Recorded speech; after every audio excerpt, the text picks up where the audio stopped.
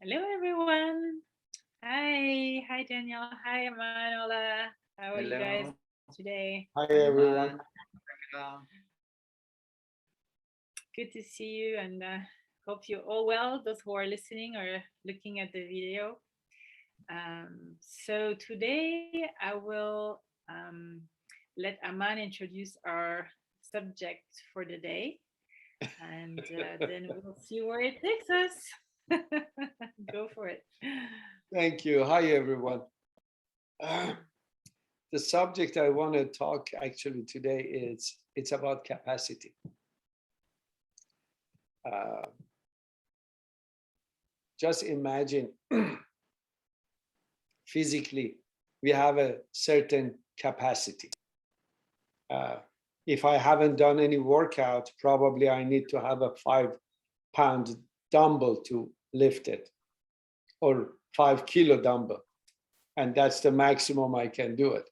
But somebody who already built up their body, they have a much, much more capacity to handle the weight. Another one is the same on a physical level. Someone has uh, like Danielle, has so flexibility that flexibility is his capacity to expand his muscle and be very fluid with his body. And some people, they cannot even bend, and maybe Daniel put his head on his knee. So that's another capacity. Uh, the capacity I want to talk about it's mental and emotional capacity. I know many people these days, they are talking about IQ and different processing of the mind capacity. But what I'm talking is about mind and emotion together. It's just imagine if we have a small container of like a tequila shot glass, and we put a water or clear tequila in it, and we put a drop of ink in it. What's happening? All of a sudden, the whole tequila shot, the color changed because of the limited capacity that container has. Now, if we put the same drop in a glass, glass of water, would be less color, the color change would be less. And then if we put it in a bathtub, it would be less. And even if in a pool, it would be less. Each one of these containers has a capacity. Many of us uh, daily, we have a certain amount of capacity for dealing with things, dealing with stress, dealing with things that is coming to our life. And especially these days with all of these news and computer stuff and media and so on. How is my capacity and how can I expand my capacity? So this is like a start of the conversation.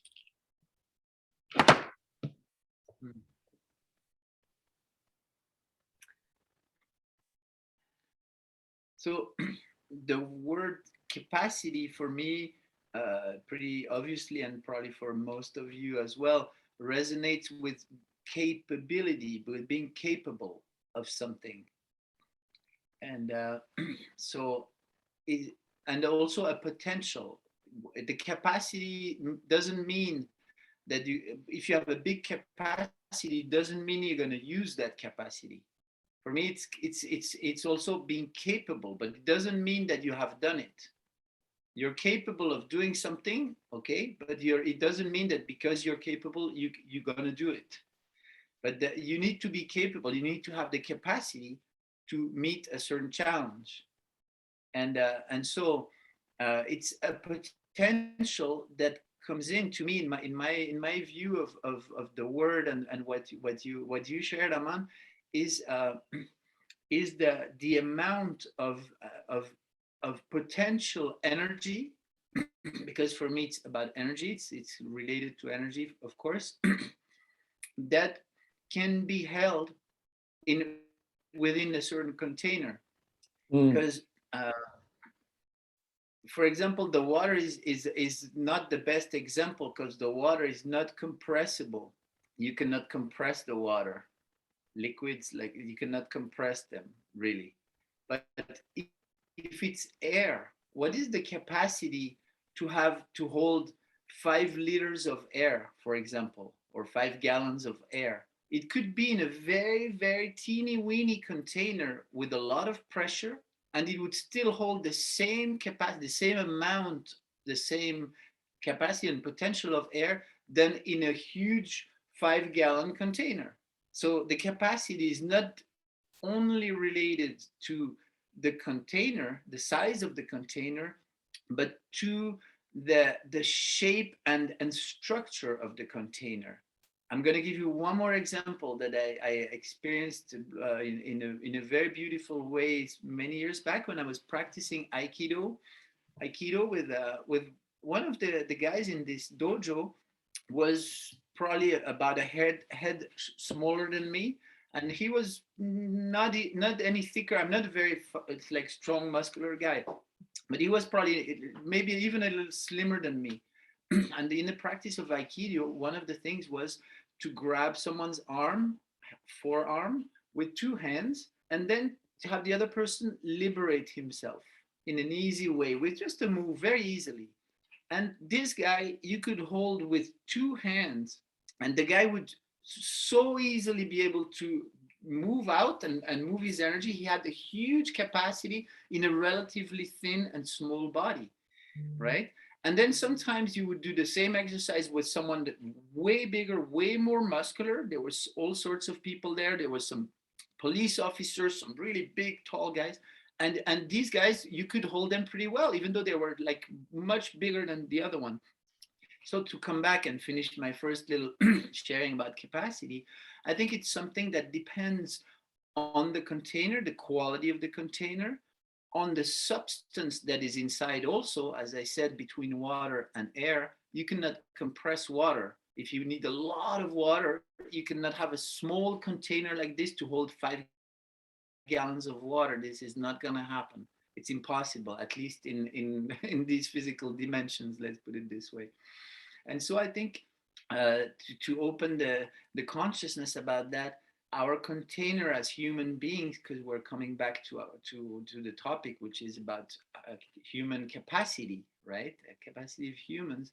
So it depends on our container, and also on what kind of energy we take in to have more capacity, uh, because the quality of the energy is compressible, it's expansible, it can move, it can transform, it can generate other aspects of energy through what's inside. And I think these are considerations, at least for the moment, that I would put on in this little sharing. Yes. Wow, that's a lot of information. No, it's great though. My, it is great, and it made me think of a lot of different things as you were speaking, Daniel, and Exactly.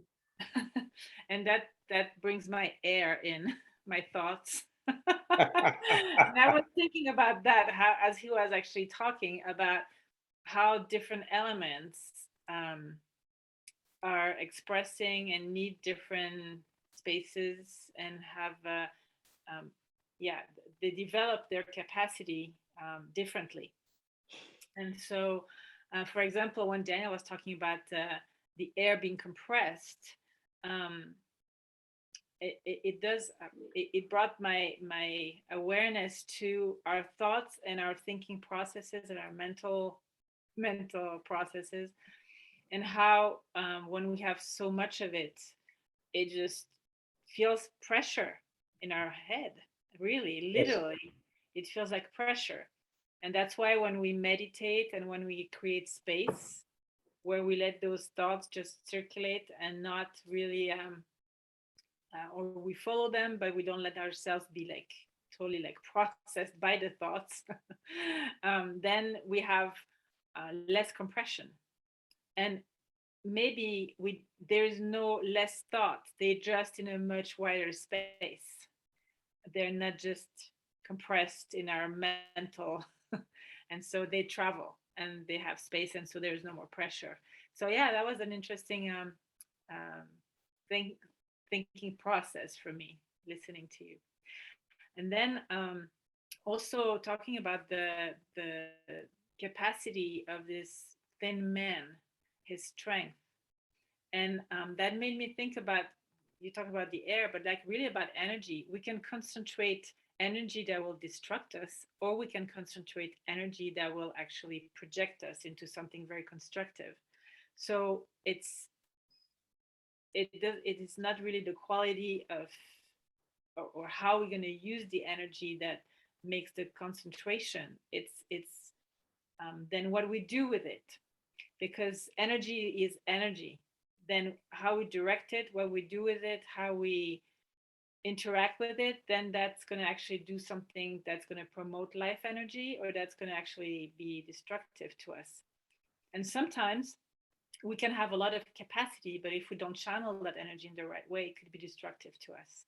That's when we see sometimes people like abusing themselves because they don't know what to do with their energy. And some of our addictions are like that too, or because we don't know how to use it or what to do with it, then we don't channel it, and then so we have to put it somewhere. So we actually Right. disperse it through some habits we have.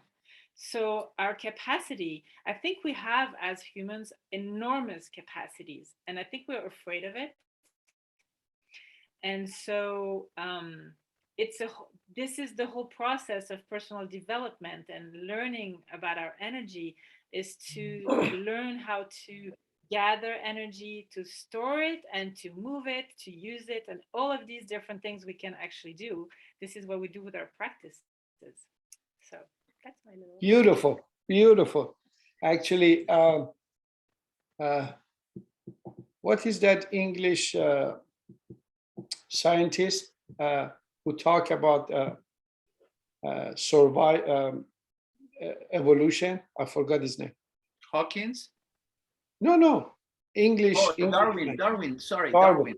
Darwin. Much older. Yeah. Most of the time, I don't know if how he said it, but most of the people, when we were talking about survival of the fittest or strongest, most of us, we take this. But when you study Darwin, you realize it's not about the strength. Actually, the real strength is coming out of adaptability. Right. Adaptation, capacity of adaptation. Capacity of adaptation. Exactly. So it's not a matter of how powerful, because I can be very strong, but I can be very rigid. Or I can be very, because of my rigidity, someone like, as you said in Aikido, like a water can slip away from my hands because my strength is not enough. It's a combination of this. And the real capacity is the capacity of adaptability. How adaptable I am.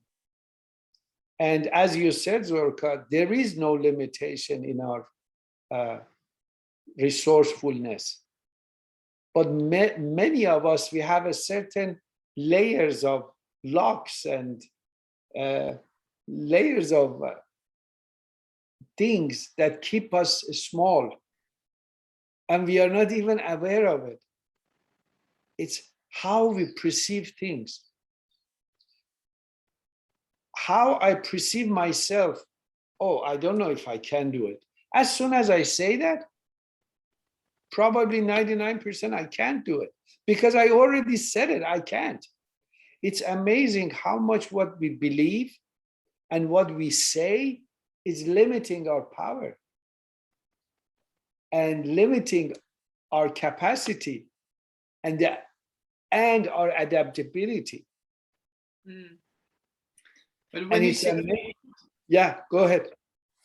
Yeah, when you say capacity and adaptability, I think it's very, very clear about what Darwin showed, the capacity of evolution, or the theories of evolution, at least within a certain frame. I'm not fully with his theories like 100%, but a piece of it makes a lot of sense. The capacity for life to adapt the container. Some animals that needed to reach out in some nests, some birds, needed to reach out in some nests to get some ants that were this deep in a trunk or in the dirt. They extended their peak, their Yeah. beak. I'm sorry, their beak.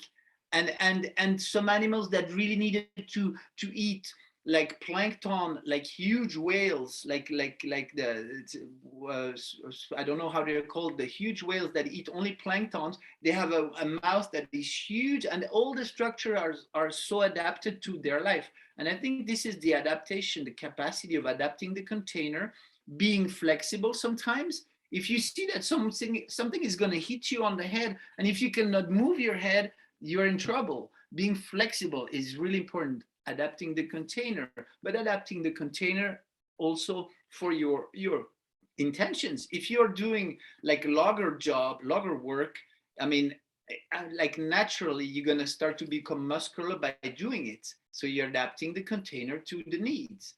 And I think the inner container is maybe the key, is where your thoughts are, how you perceive the situation, that really amplifies that capacity, because you know that this is the place you come from, and that's what you need, and you feel and you experience that you have the capacity. And then also your body will probably follow, because that's my belief, is that the body and life in matter is following the energy. And if you're clear, then your body can do many wonderful things. And we see that Excellent. a lot of restraints in the body are coming from our mental like constraints and thoughts. Excellent. Exactly. Mm. Zorka? Yeah.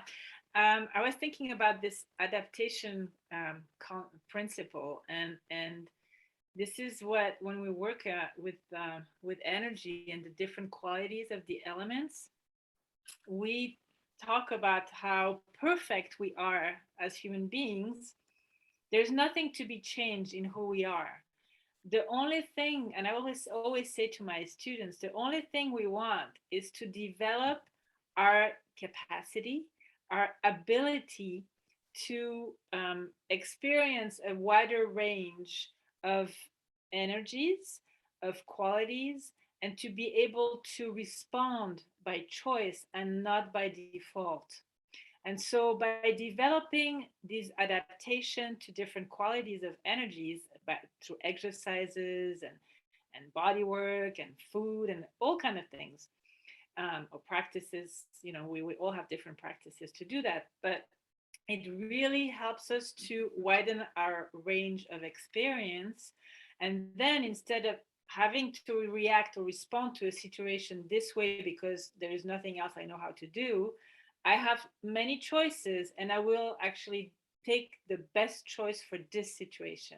And I think this is really important. The more we go forward, the more we need to have that ability, capacity to respond to so many different qualities of situations and energies. So that's my little. Beautiful. Beautiful. Beautiful. Actually, in my practice, one thing I realize is in yoga, what we are talking and constantly we are working is how much I work on my identity, who I say I am. That who I say I am is defining my capacity and my capacity of ability. And one simple thing, actually, I can suggest to everyone, to look at your life, especially daily, see how much what you're thinking about yourself and who you are, is it limiting or expanding? Are you constantly talking about, I can't do this, I can't do that, I can't go there, I can't deal with this guy, I can't talk to this? Or I say, how can I talk with this person? How I can have the conversation goes the way that I'm willing to go? What can I do in this interaction? Being in those kind of questions is required. Oh, I'm flexible.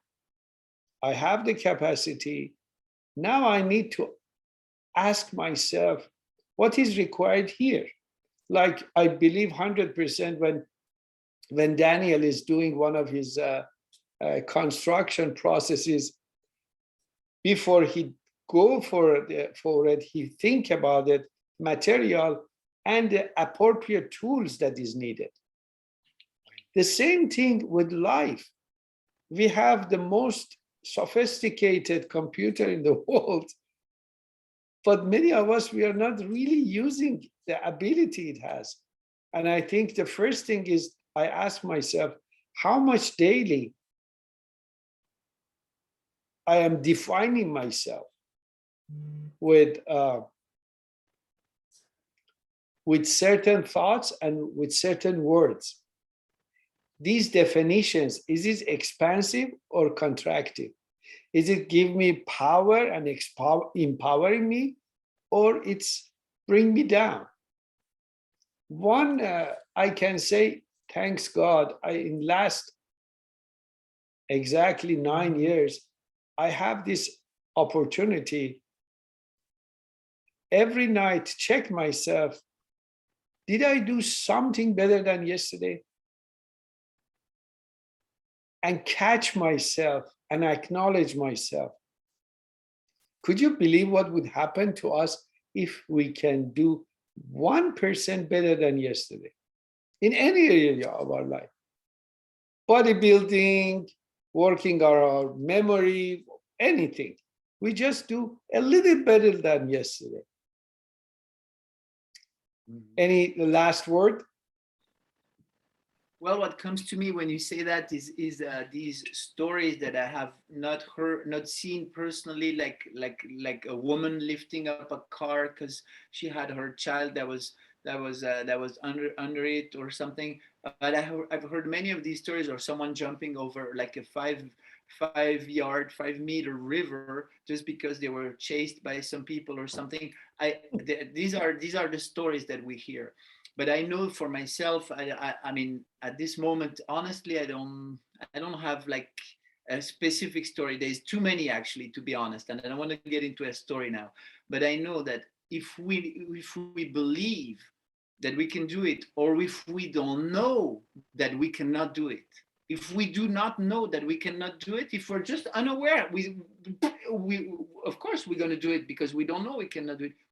Then we probably can do a lot more than what is precisely. Actually, one story came to my mind. Have you heard about that Australian guy who attend this several days running across the desert in whatever name of that area in Australia?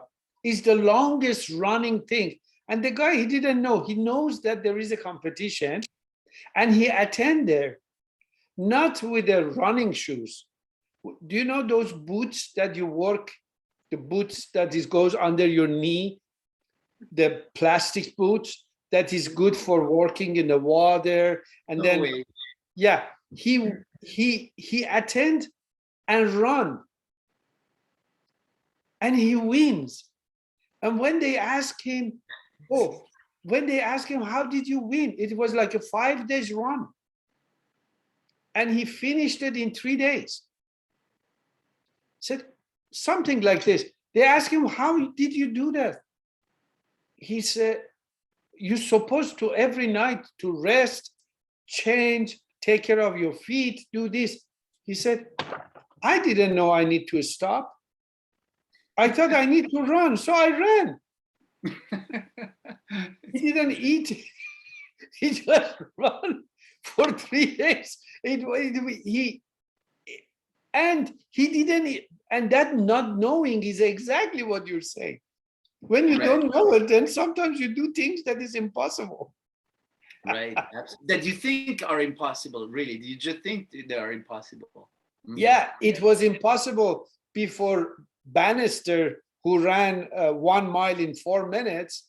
Before they were saying your lung will happen this or your bones is gonna do this, and he ran, and in a short period in that year several other people ran because they saw it's possible. Right. That possibility opened up everything. Yeah, it's a consciousness. Like all of a sudden, this consciousness opened up and it was accessible to more people. Yeah, That's why I think people who are like avant-garde, they know that actually go and discover things and just go to places that are unknown places, are opening the path for others, and then we can open our consciousness To more to capacity. more capacity. That was a great conversation. thank you for providing Thank you this so much. beautiful different point of view. Thank you. Thank you. It was great. See you in a week.